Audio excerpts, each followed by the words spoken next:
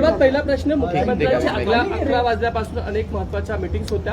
पहिली मीटिंग तर केंद्रीय अर्थ विभागासोबतच होती, ती सुरू झालेली आहे का त्याबद्दल सांगा. चार्ज घेतलाय का त्याबद्दल सांगा. एक आहे की ज्या क्षणी राज्यपाल महोदयांनी आमचे आदरणीय मुख्यमंत्री शिंदे साहेब यांना शपथ दिली त्या दिवशीच त्यांनी चार्ज घेतलेला आहे. त्याच दिवशी रात्री येऊन त्यांनी आपली पहिली कॅबिनेटसुद्धा घेतली आणि त्याच्यामुळे आज ते आपल्या कार्यालयामध्ये दाखल झालेले आहेत. आणि आपली जी संस्कृती असते त्याप्रमाणे आपण देवाची प्रार्थना करून देवाचे आशीर्वाद घेऊन आपल्या केबिनमध्ये जात असतो. आज ही केबिन सर्वसामान्य नागरिकांसाठी खुली झालेली आहे. आमच्यासाठी प्रत्येक कुठल्याही मुख्यमंत्री कार्यालयामध्ये चला तुम्ही भारतामध्ये तर बाहेर एक केबिन असते राखीव आणि त्याच्यावर लिहिलेलं असतं आमदार आणि खासदारांसाठी राखीव. आणि आम्हाला आनंद आहे की आमच्यासाठी राखीव असलेल्या केबिनमध्ये खूप वर्षानंतर आम्ही पहिल्यांदा जातोय आणि तिथं थांबून मुख्यमंत्र्यांची भेट घेतोय. याचा एक सुखद अनुभव लोकप्रतिनिधींना जसा आला तसाच तो महाराष्ट्राच्या जनतेला सुद्धा येईल याची मला खात्री आहे. आज अत्यंत महत्त्वाची अशी मीटिंग आदरणीय आमच्या मुख्यमंत्री महोदयांची व्हिडिओ कॉन्फरन्सिंगद्वारा आदरणीय सीतारामन मॅडमची आहे आणि त्याच्यामध्ये सुद्धा महाराष्ट्रासाठी काहीतरी ते निश्चितपणे मिळवतील याची आम्हाला खात्री आहे. एक गोष्ट अशी आहे की आत्ता मी त्यांच्याशी चर्चा करत होतो आणि चर्चा करत असताना ते सर्वसामान्य माणसाचा कसा विचार करतात त्याचं मी एक छोटंसं उदाहरण तुम्हाला सांगतो की आत्ता माझी चर्चा झाली 1 मिनिटापूर्वी आणि त्याच्यामध्ये रिक्षावाला म्हणून हिणवणारी जी लोकं कशी असतात. आणि साहेबांनी मला असं म्हणाले की आपल्याकडे एस टी स्टँड असतात आणि एस टी स्टँडवरून प्रवासी उतरला की तो रिक्षामध्ये बसून आपापल्या घरी जातो. म्हणजे दोघं एकामेकाशी संबंधित आहे. परंतु एस टीतून लोक येतात त्यांना मात्र छान आगार असतो. मात्र ते रिक्षावाले बाहेर तळमळत उभे असतात. उन्हामध्ये रिक्षा असतात, रिक्षा तापलेल्या असतात, त्याच्यामध्येच ते बसलेले असतात. आपल्याला तात्पुरता का होईना त्यांना असा निवारा छोटासा एस टीच्या आवारामध्ये करून देता येईल का हा सुद्धा विचार त्यांच्यामध्ये येऊ शकतो. त्याच्यासाठी तो वेगळा प्लान आता ते बनवणार आहेत, योजना बनवणार आहेत. परंतु हा फरक असतो की रिक्षावाला म्हणून हिणवण्यामध्ये आणि रिक्षावाल्यांची दुःख समजणाऱ्यामध्ये हा फरक असतो आणि तो फरक महाराष्ट्राच्या जनतेला जाणवेल एवढंच या निमित्ताने त्यांना शुभेच्छा देताना मी सांगितलं. आशीर्वाद घ्यायला जसं आम्ही एक मोठी लढाई आज जिंकलेलो आहेत, मी सुद्धा आता शिर्डीला निघालो साईबाबांचे आशीर्वाद घ्यायला. शेवटी आम्ही देवाला मानणारी लोक आहोत. आम्ही देवाकडे प्रार्थना करताना नेहमी महाराष्ट्राच्या जनतेसाठी प्रार्थना करतो. एक मोठं संकट महाराष्ट्रावर येऊ घातलेलं आहे ते आपले रेड अलर्ट सगळीकडे पावसाचे जारी केलेले आहेत आणि अशा परिस्थितीमध्ये एक मुख्यमंत्री की ज्यांनी प्रत्येक पालक सचिवाला त्या जिल्ह्यामध्ये पाठवलेलं आहे तिथला आढावा घ्यायला, तिथल्या लोकांना दिलासा द्यायला. म्हणून याच्या पुढे येणारे शासन हे सर्वसामान्य लोकांचं आहे आणि सर्वसामान्य दिलासा देणारं शासन आहे. आणि मी तुम्हाला सांगतो की अतिशय ज्येष्ठ अशा सनदी अधिकाऱ्यांचा मला फोन आला दिल्लीवरून. म्हणजे अनेक लोकांशी चांगले संबंध आहेत. त्यांनी माझं अभिनंदन एवढ्यासाठीच केलं की तुम्ही आमदारांनी जी लढाई दिली ती महाराष्ट्राच्या हितासाठी होती. महाराष्ट्राचा गाडा आता पुन्हा एकदा रुळावर येईल आणि महाराष्ट्राची जी पास्ट ग्लोरी, ते मला पास्ट ग्लोरी म्हणाले इंग्लिशमध्ये, म्हणजे महाराष्ट्राचं गतवैभव आता पुन्हा एकदा महाराष्ट्राला प्राप्त होईल. ही प्रत्येक महाराष्ट्रावर प्रेम करणाऱ्या माणसाची भावना आहे, व्यक्तीची भावना आहे. भारतामध्ये कुठेही राहो त्यांची भावना आहे आणि ती भावना याच्यामधून दिसली मला. एवढंच मला ह्या ठिकाणी सांगतो. आता तुम्ही म्हणालात काही वेळापूर्वी की मुख्यमंत्री दालनात जाऊन मुख्यमंत्र्यांना भेटण्याचा आनंद झाला. याच्या आधी हा आनंद पासून वंचित होते तुम्ही? हे बघा, मी अनेक मुख्यमंत्री महोदयांबरोबर काम केलं. आता मी 13-14 वर्ष आमदार आहे.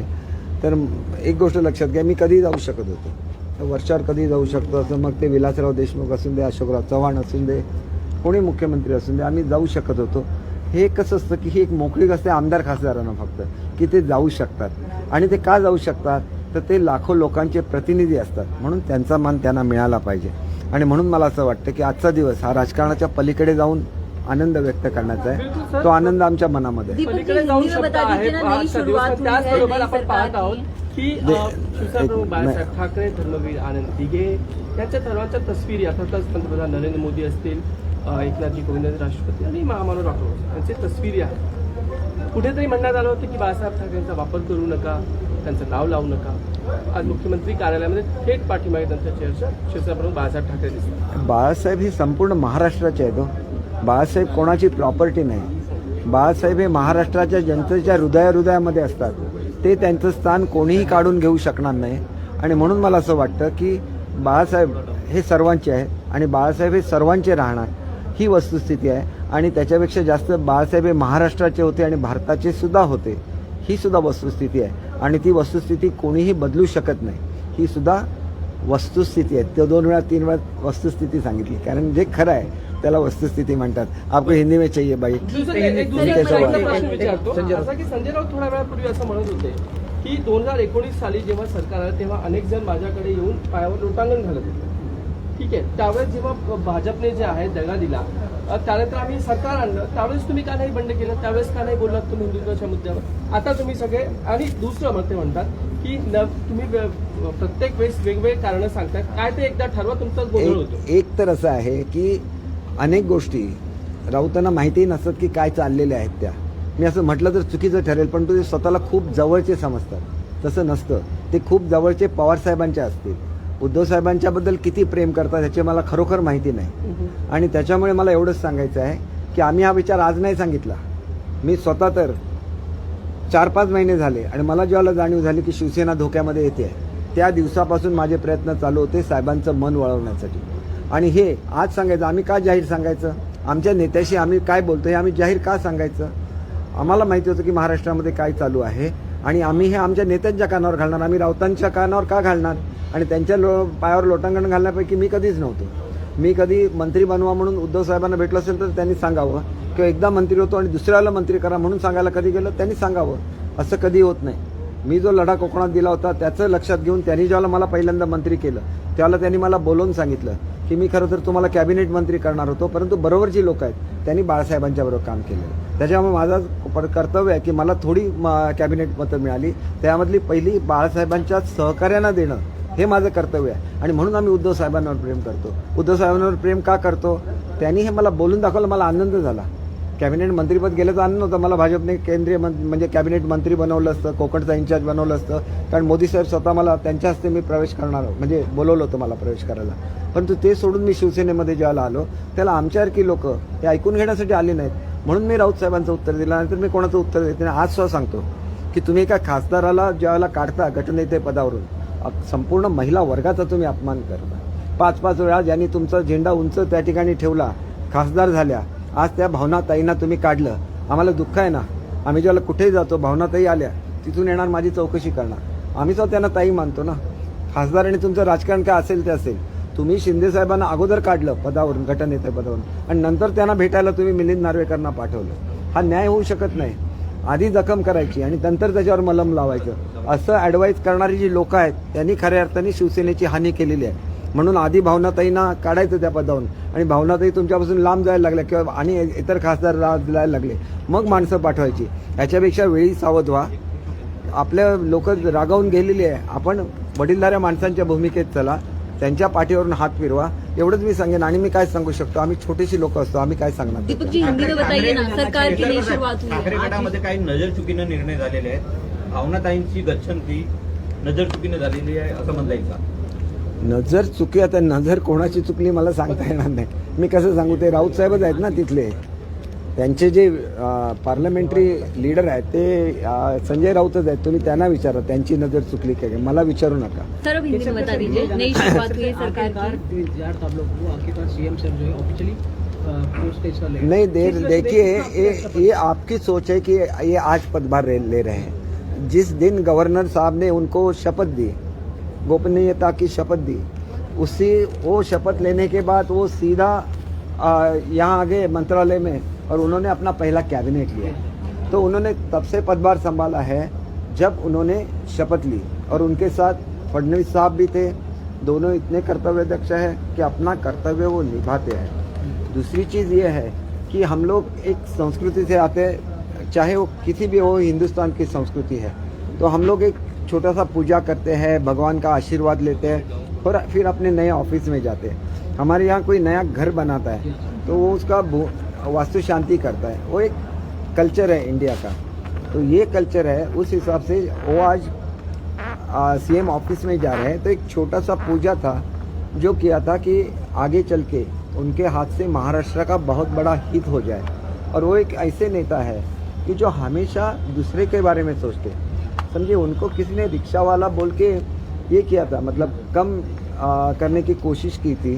तो आज मुझसे वो बात कर रहे थे कि हमारे वो रिक्शा वाले हैं वो जो एसटी स्टैंड रहता है, तो एसटी स्टैंड से जो आदमी आता है वो तो लंबे डिस्टेंस से आता है, फिर वो रिक्शा में बैठ के अपने घर पे जाता है। तो हर एक एसटी स्टैंड के बाहर रिक्शा खड़ी रहती है, लेकिन वो धूप में खड़ी रहती है, जबकि उनको ज़मीन दी है एसटी ने रिक्शा खड़ी करने के लिए, लेकिन उनके ऊपर शेल्टर नहीं दिया। तो आज वो उनके बारे में भी सोचना। एक आप उनको रिक्शा वाला मत बोलिए, वो एक आम आदमी की तस्वीर है जो आगे आके आपके समझ में आएगा कि महाराष्ट्र में क्या परिवर्तन हो जाएगा। और मेरे एक बहुत बड़े अधिकारी से बात हो गई जो महाराष्ट्र में थे और दिल्ली में गए, तो उन्होंने मुझे बोला कि आज मेरे लिए भी एक बहुत खुशी का दिन है कि आज महाराष्ट्र की गाड़ी जो है वो पटरी पे आ गई। अब महाराष्ट्र की ग्लोरी वापस उनको मिल जाएगी। मतलब ये है कि महाराष्ट्र एक महान राष्ट्र है और उसका जो सम्मान है वो बढ़ाना है और उसकी जो पास्ट ग्लोरी है उसको वापस लाना है। और ये हर एक की चीज़ में, चाहे वो एक आदमी हो, जो गरीब आदमी, गरीब किसान हो, या वो बड़ा से बड़ा अफसर हो, हर कोई यही सोचता है कि एडमिनिस्ट्रेशन की तरह चलना चाहिए और महाराष्ट्र को प्रोग्रेस करना चाहिए। ये पॉलिटिक्स की कुर्सी नहीं है, ये एडमिनिस्ट्रेशन की कुर्सी है और वो कुर्सी सही ढंग में चलनी चाहिए और यही हमारे लिए लोकशाही में हमारा कर्तव्य है। दीपक जी, एक सवाल है मेरा कि आपका जो शिंदे गुट है वो और भी ज्यादा मजबूत हो रहा है, क्योंकि उद्धव ठाकरे के साथ जो विधायक है वो लोग भी आपसे जुड़ना चाहते हैं, इस तरह की जानकारी सामने आ रही है, उसको लेकर क्या कहेंगे आप? हमारा गुट बिल्कुल नहीं है, हम शिवसेना है और अगर शिवसेना प्रमुख चाहे तो कभी भी बोल सकते कि हमारे लोग हैं। अगर बाबा साहब होते तो वो शिंदे साहब को बुला लेते और उनकी पीठ थपथपाते और बोलते कि मेरे शेर ने आज महाराष्ट्र की गद्दी जीत ली है। ये उनका बड़ा हृदय था, तो बड़ा हृदय होना भी एक महाराष्ट्र की खासियत है, वो बड़ा हृदय दिखाना चाहिए। सर, कुछ जो विधायक है वो भी आप लोगों के संपर्क में हैं क्या, जो बाकी अभी तक नहीं? देखिए, हम ऐसा कभी, शिंदे साहब ने भी कभी भी ऐसी कोशिश नहीं की है, लेकिन आपने देखा कि एक MP है राहुल शेवाले जी, उन्होंने एक खत लिखा उद्धव साहब को कि हमें बीजेपी के जो कैंडिडेट है, हमारे जो मुर्मू मैडम है जो खड़ी हुई है, वो उनको राष्ट्रपति के लिए वोट करना चाहिए। देखिए, ये भावना है एक आदिवासी महिला के लिए, जो हर किसी की भावना होनी चाहिए, ना कि उन्होंने बोलना चाहिए। हर MP ने वो वोट भी डालना चाहिए। और अगर बाला साहब होते तो बाला साहब बोलते कि चाहे कुछ भी हो, आज हम इनको ही वोट डालेंगे, इसको बाला साहब बोलते हैं, इसीलिए बाला साहब का फोटो हर जगह पे रहता है। सर, आज संजय राउत ने एक बार फिर बयान दिया, उन्होंने कहा कि अगर शिवसेना जो है अगर बीजेपी से जाना तो 2019 में क्यों नहीं किया, क्या वजह? वो उसका जवाब उनको देना पड़ेगा। आपने जो इलेक्शन लड़ा था वो सेना बीजेपी युति अलायंस करके आपने लड़ा था, फिर आप क्यों गए? और आप बोलते कि आप उस आघाड़ी के शिल्पकार हैं, तो आप ही जिम्मेदार है उसके लिए। आप खुद को शिल्पकार बोलते तो आप ही जिम्मेदार सर, है। भावना गुप्ता को लेकर जो कार्रवाई की गई है उसको लेकर क्या कहेंगे? देखिए, एक ऐसा है कि भावना जी को मैंने बहुत करीब से काम करते हुए देखा है। ये पहली हमारी लेडी MLA थी, तो आज सब महिला वर्ग जो है उनका अपमान हो गया है। महाराष्ट्र ऐसा राज्य है कि जिसने पहला महिला धोरण दिया महिलाओं के लिए, और उसी राज्य में अगर हमारे एक MP को, जो महिला MP है, उसको पद से निकाला जाता है तो वो समस्त महिला वर्ग का अपमान है, ऐसे मैं खुद सोचता हूँ। उनको बुलाना चाहिए था, उनके साथ बात करनी चाहिए थी, ये तरीका नहीं होता। देखिए, शिंदे साहब को पहले निकाल दिया और फिर उनके पास मिलने के लिए आदमी भेज दिए, तो आप पहले जख्म बनाते हैं और फिर उसमें मलहम लगाते हैं। यही वो शायद राउत जी, वो उनके लीडर है, वो उनको बताते होंगे कि पहले जख्म बनाओ तो उनको मलहम की ज़रूरत लगेगी, फिर आप मलहम भेज दो, ऐसे रहता है। फिर ऑइंटमेंट भेज दो, वो जो उनको वुंड हुई है उसको हील करने के लिए, ऐसे नहीं होता है। आप लोगों के दिल जीतिए, और दिल जीतेंगे तो आप पूरी दुनिया जीत सकते हैं। प्यार से दुनिया जीती जा सकती है। ये मान के चले कि आपका बयान जो आप कह रहे दिल जीतने का, क्या उद्धव ठाकरे ने लोगों का दिल नहीं जीता? जो मुख्यमंत्री थे लोग काफी निराश थे। देखिए, उन्होंने लोगों का जरूर मन जीत लिया जब वो कोरोना के अगेंस्ट फाइट कर रहे थे, क्योंकि देखिए उन पे हार्ट सर्जरीज हो गई है और उनके लिए कोरोना काल में काम करना बहुत मुश्किल था। उस मुश्किल में भी उन्होंने जो काम किया, इसके लिए पूरे भारतवर्ष ने उनकी सराहना की। तो मैंने कहाँ बोला कि उन्होंने अच्छा काम नहीं किया? एक ही काम नहीं रहता है, काम बहुत सारे रहते हैं और वो बहुत सारे काम अलग अलग सेक्टर के रहते हैं। कोई किसान का काम रहता है, कोई मजदूर का काम रहता है, कोई शहरी लोग हैं उनका काम रहता है, तो अलग अलग सेक्टर्स है। तो उनके लिए जब काम करना है तो आपको लोगों को मिलना पड़ता है, बहुत सारे लोगों से इंटरेक्ट करना पड़ता है, गरीब लोग जो हफ्ते में एक बार आते हैं, उनको लगता है कि मैं अगर सीएम साहब को मिलूंगा, उनको एक चिट्ठी दूंगा तो मेरा काम मिल जाएगा। चाहे उनका काम हो या ना हो, सीएम उनको मिलते हैं तो उनको तसल्ली हो जाती है, और ये तसल्ली बहुत अहमियत रखती है लोकसभा में, ये लोक गणतंत्र में। सर एक और सवाल जानना चाहेंगे, जिस तरह से आपने उद्धव ठाकरे साहब की तारीफ की, अगर वो आपको कॉल करते आप सभी को, क्या वापस आप लोग जाएंगे उनके साथ? देखिए, वो हमारे नेता हैं। मैं आपको एक छोटा सा उदाहरण देता हूँ। देखिए, एक मैरिज तय हुआ था और वो मैरिज किसी काम से किसी को लगा कि मेरा मान नहीं रखा, इसलिए वो मैरिज टूट गया। मेरी सुनिए तो। और अगर वो लड़का लड़की भाग जाती है और फिर उसको वापस आना है तो उसको अपने जो घर के प्रमुख है उसका भी परमिशन लेना पड़ेगा, और उसके जो पिताजी है उसको भी उनको बुलाना पड़ेगा। तो अभी तो क्या ये मैरिज हो गया, समझिए, सेना बीजेपी का अलायंस हो गया। तो अभी हम लोग अकेले निर्णय नहीं ले सकते, बीजेपी को भी कंसल्ट करना पड़ेगा। ये तो बात ये हो गई। और हमारे हेड ऑफ द फैमिली कौन है? उद्धव साहब है, उनको हमें बुलाना पड़ेगा, उसके सिवाय कुछ नहीं होगा। और अगर बुलाते हैं तो भी उनको, जो मैंने अभी आपको एग्जाम्पल दिया, उस तरह बीजेपी से बात करनी पड़ेगी, उनके टॉप लीडर से, कि हम लोग अभी आशीर्वाद दे रहे हैं। तो ये हो गया ना, अभी सब हो गया। अब इससे पीछे देखिए, जो महाराष्ट्र में हो गया उसको हम लोग पीछे नहीं लेके जा सकते। आगे चल के क्या करना है वो एक बड़ा लीडर सोचता है, और उद्धव साहब एक बड़े लीडर है, उनको आप अपना आशीर्वाद हमको देना चाहिए। हम सब लोगों को आशीर्वाद देना चाहिए, महाराष्ट्र की जनता को आशीर्वाद देना चाहिए। और जैसे बाबा साहब एक सुप्रीमो थे, वैसे सुप्रीमो उनको बनना चाहिए, ना कि कोई पद लेना चाहिए, ऐसे मुझे लगता है। बाबा साहब सुप्रीमो क्यों थे? वो दूसरों को बनाते थे, वो दूसरों को मुख्यमंत्री बनाते थे। जब कोई स्टेट में भी, अभी देखिए गुजरात में एक समस्या हुई थी, और उस वक्त भी उन्होंने बात की थी टॉप लीडरशिप से कि ये नहीं होना चाहिए, तो उनका लोग सुनते थे, क्योंकि वो कोई अपने हित की बात नहीं करते थे, वो जनता के हित की बात करते थे, हिंदुत्व के हित की बात करते थे। सर, वही आखिरी सवाल है हमारा कि असली शिवसेना को लेकर लगातार सवाल उठ रहे हैं, उसको कब तक वो चीज पर्दा कब तक साफ देखिए, होगा? असली और नकली शिवसेना बिल्कुल नहीं रहती है। हमारा शिवसेना वो विधिमंडल का गठ है, और वो गठ हमारा रहेगा आज वो सत्ता में है। तो हम लोग आज शिवसेना बीजेपी करके सत्ता में है, उन्हें साथ में चलना है या नहीं ये उनको सोचना चाहिए, उनको आशीर्वाद देना है या नहीं वो उनको सोचना चाहिए। आखिरी सवाल और जानना चाहिए, आपने जिस तरह लड़का लड़की का उदाहरण दिया, लड़का लड़के मैंने फैमिली का उदाहरण दिया, मैंने लड़का लड़के का नहीं दिया, फैमिली का उदाहरण दिया। नहीं तो बोलेंगे कौन लड़का है कौन लड़की है, ये भी सवाल लोग उठाएंगे। आपने कभी सामने से खुद कॉल करके बात करने की कोशिश की कि उद्धव साहब जो हुआ वापस आ जाइए, एनसीपी इनसे अलायंस टूट गया? आप एक बार कॉल करके देखिए, आप एक बार कॉल करके देखिए आपका कॉल लगता है या नाही। केसरकर साहेब, मुख्यमंत्र्यांच्या दालनामध्ये पहिल्यांदाच अनंत दिघे यांचा फोटो लावण्यात आलेला आहे, आपली काय भावना आहे आजच्या दिवशी? कारण आतापर्यंत या दालनांमध्ये वेगवेगळ्या विभूतींचे फोटो होते, आज पहिल्यांदा अनंत दिघे यांचं सुद्धा फोटो जो आहे तो दालनात लावण्यात आला। आपण म्हणतो गुरुर ब्रह्मा गुरुर विष्णू गुरुर्देव महेश्वरा, मग आपल्या गुरुचा फोटो आपण लावायचा नाही का?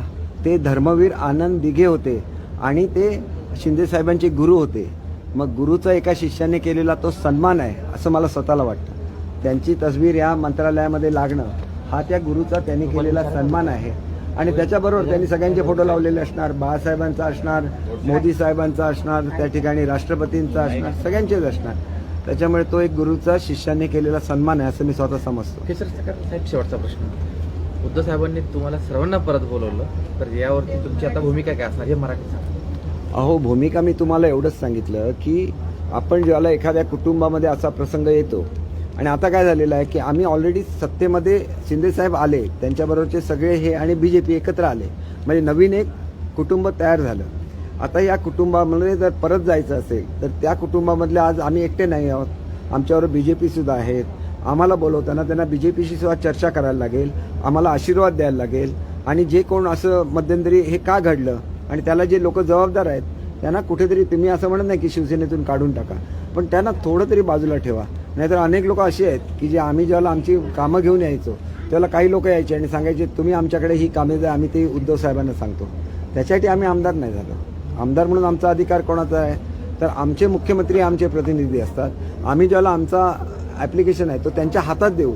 आम्हाला एक समाधान असतं की योग्य व्यक्तीच्या हातात पाठवलं, कोणीतरी एजंटमध्ये येईल आणि आम्हाला सांगेल माझ्याकडे अर्ज द्या, तो त्याचा अधिकार नाही, तो मुख्यमंत्र्यांचा अधिकार आहे, तो कोणाला देता येत नाही, हे आपण लक्षात घ्या। तो एक भावनेचं ते बंधन आहे। हे बंधन कुठे तुटतं का? पण तुम्हाला सिद्धिविनायकाचं दर्शन घेतलं, आज तुम्ही शिर्डीला जाताय, काय मागणं आहे? मी आभार मानायला जातोय साईबाबांचे, की आमची लढाई सर्वसामान्य माणसांसाठी होती. साईबाबांच्या कृपेने ती पूर्ण झालेली आहे, म्हणून साईबाबांचे आभार मानणार आणि या सरकारकडून खूप चांगलं काम गरीब लोकांसाठी हो म्हणून प्रार्थना सुद्धा करणार. केवळ शिर्डीला नाही जाणार तर पंढरपूरला सुद्धा जाणार. मी देवभक्त आहे म्हणून असं बोलू शकतो. देव तुमच्या तोंडूतून वजवत असतो. मला एवढी बुद्धी नाही की मी हे बोलू शकेन, परंतु मी हे का बोलू शकतो?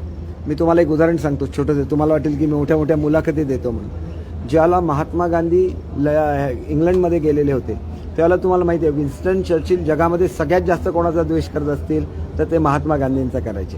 आणि म्हणून ते तुमच्यासारखे पत्रकार त्यांचे मित्र होते, कारण ते पंतप्रधान होते.